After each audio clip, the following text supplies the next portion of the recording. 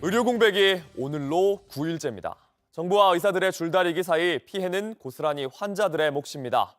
정부는 전공의들에게 내일까지 병원으로 돌아오라고 최후 통첩을 했는데 파업 이후 처음으로 의사협회 관계자를 고발하면서 압박도 강해집니다. 의료 공백을 메우고 있는 공공병원이죠. 보라매 병원에 나가 있는 취재기자를 연결합니다. 김재영 기자, 의사 파업 사태 이후 정부의 첫 고발이죠. 어떤 이유로 고발한 거죠? 네, 의사 파업 사태 이후 첫 고발 조치입니다. 정부가 고발한 의사는 5명입니다. 의사협회 김태구 비대위원장, 주수호 언론홍보위원장 등 의협 전현직 관계자들입니다. 정부가 업무 개시 명령을 내렸는데도 이를 위반해 전공의들이 집단으로 의료 현장에서 이탈하도록 교사하고 방조했다는 이유입니다. 여기에 전공의들이 소속된 수련병원의 업무를 방해했다는 혐의도 함께 들어갔습니다. 다만 정부가 강경 대응만 하는 건 아닙니다. 회유책도 함께 내놨습니다. 그동안 의사들이 요구해온 대로 의료사고가 발생했을 때 형사처벌이나 고액배상 부담을 줄이는 방안을 마련하는 데 속도를 내겠다고 했습니다. 네, 정부가 압박과 회유 다 쓰고 있는 건데 하지만 환자들이 느끼는 의료 공백이 지금 상당히 심각한 상태죠.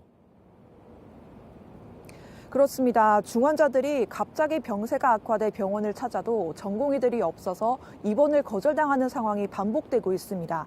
고령의 암 환자가 나흘간 병원을 찾아 헤맨 사례를 구석찬 기자가 취재했습니다. 이 노인의 피부는 허물처럼 벗겨져 나가고 있습니다. 썩어 들어가고 진물이 솟았습니다.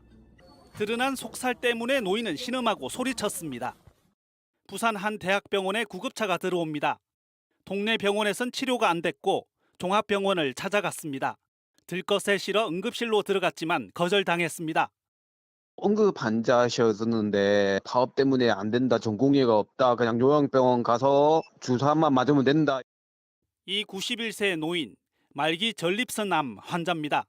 이유는 알 수 없지만 지난 13일부터 피부가 벗겨지고 썩어 들어가기 시작했습니다.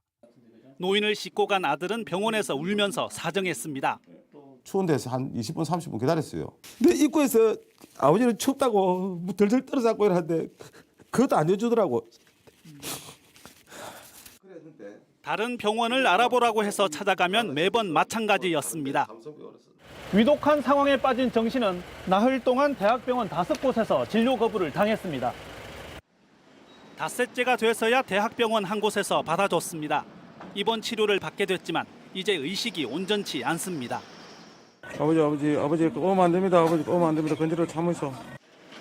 받아줄 병원을 찾아 돌아다니는 사이 치료 적기가 지난 것 아닌가 불안합니다.